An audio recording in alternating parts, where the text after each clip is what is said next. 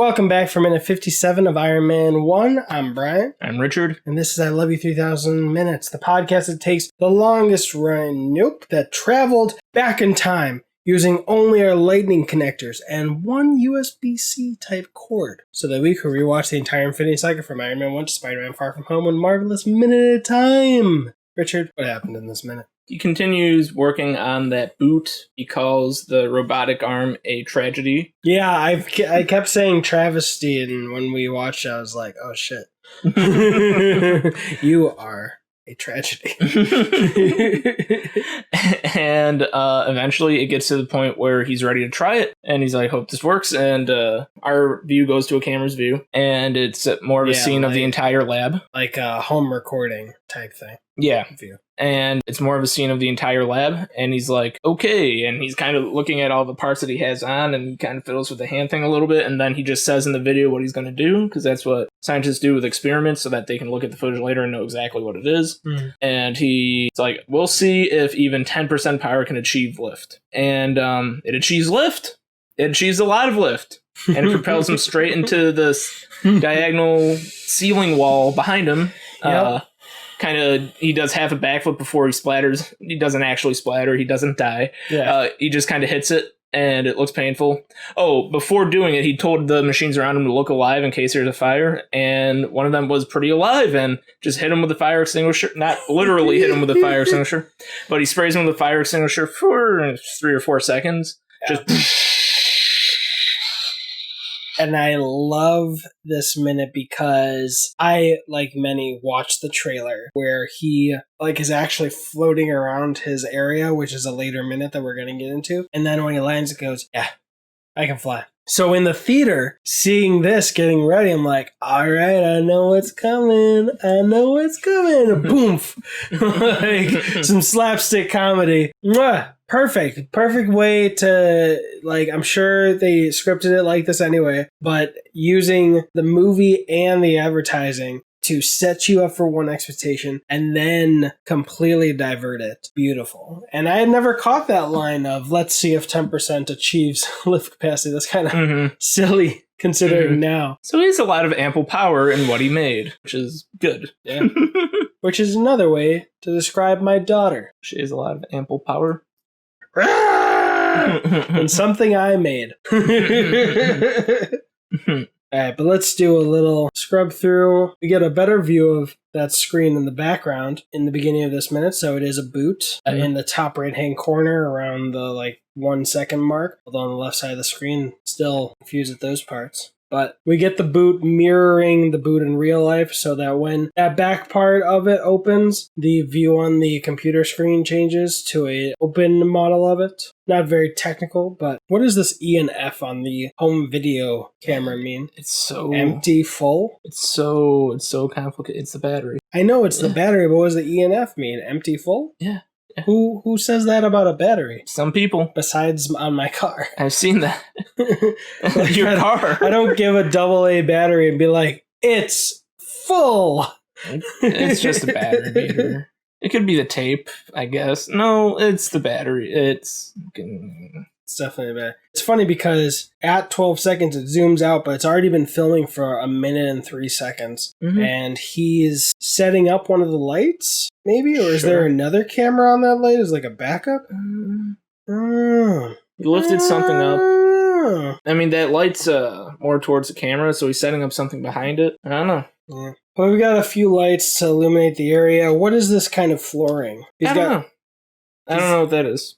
He's got an extra bit of flooring that actually reminds me a lot of mobile dance floors. When I used to dance doing ballroom, they had this that they could lay down and put together, and it was easier. So you could have a dance floor in any place. But it's a stage. He set up a little stage. Yeah, it's probably more precise measurements. And so that he doesn't burn the floor, his actual floor. Could be. I mean, it's a cement floor. He probably doesn't care that much, but I'm thinking maybe each square is 2 feet by 2 feet, and so it's just makes it easier to we've got to measure distance in his experiments. So nice. Half a meter.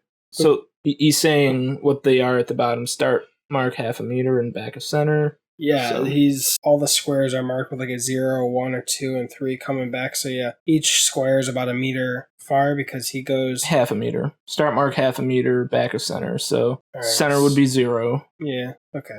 Because I mean, technically, he puts this left foot in the middle of the square, so not on the line, and then he steps his right foot back out of frame. So is each square a quarter meter? All right, zoom back out a little bit so that we know exactly where center is. I mean, not zoom out. Rewind just a little bit before his home camera zooms in.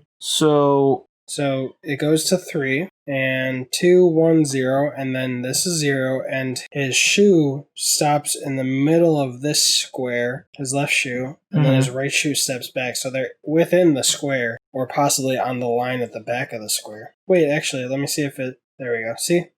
In trying to describe it, I kept talking about the 20-second mark, but then at the 29-second mark, we get a bigger zoomed out. So see how his heels... Yeah, his heels are 2 lines away, so are each square a quarter meter? He said, oh man, the thing is, the meter really looks like 2 of those squares, if I know, knowing what a meter is. Yeah.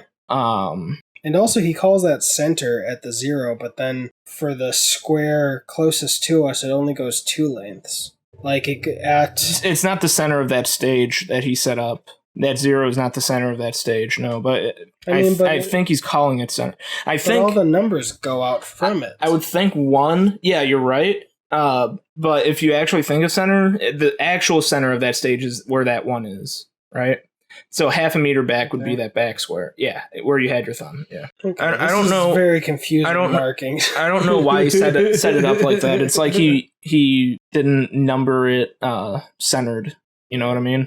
Yeah. But actually half a meter behind center is where he's standing, and it's behind the 1 instead of the 0. So normally the 0 would be the middle. I don't know why on that stage the 1 is the middle. Gotcha.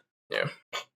Alright, so we're looking at when he backflips onto the wall and one of his heels makes a big spark. So it either hits a light and breaks it, or I think he hit a light, because we can see both of the heels going out, but there's only sparks on the left heel. Yeah, I don't know if he broke the heel or if he just broke a little light that was up there. And it would make sense that's where the lights are, so. Yeah. Well, yeah, we actually get a little shot of him continuing to work at his desk. Yeah, near the end of the minute at 59 seconds, we see what's at the bottom of the Stark mug, RPL. Does that mean anything to you? Absolutely nothing. But your whole career is in mug making. Right. If anyone wants to stalk Richard, look at the mug makers first. He's sipping from his Stark mug at the bottom of the cup. And we've got some schematics of the boot. Yeah, nothing too complicated there. It's funny because where he lifts off, the smoke is still there, and there's some sparks just from his liftoff on the ground. So that left boot was having issues.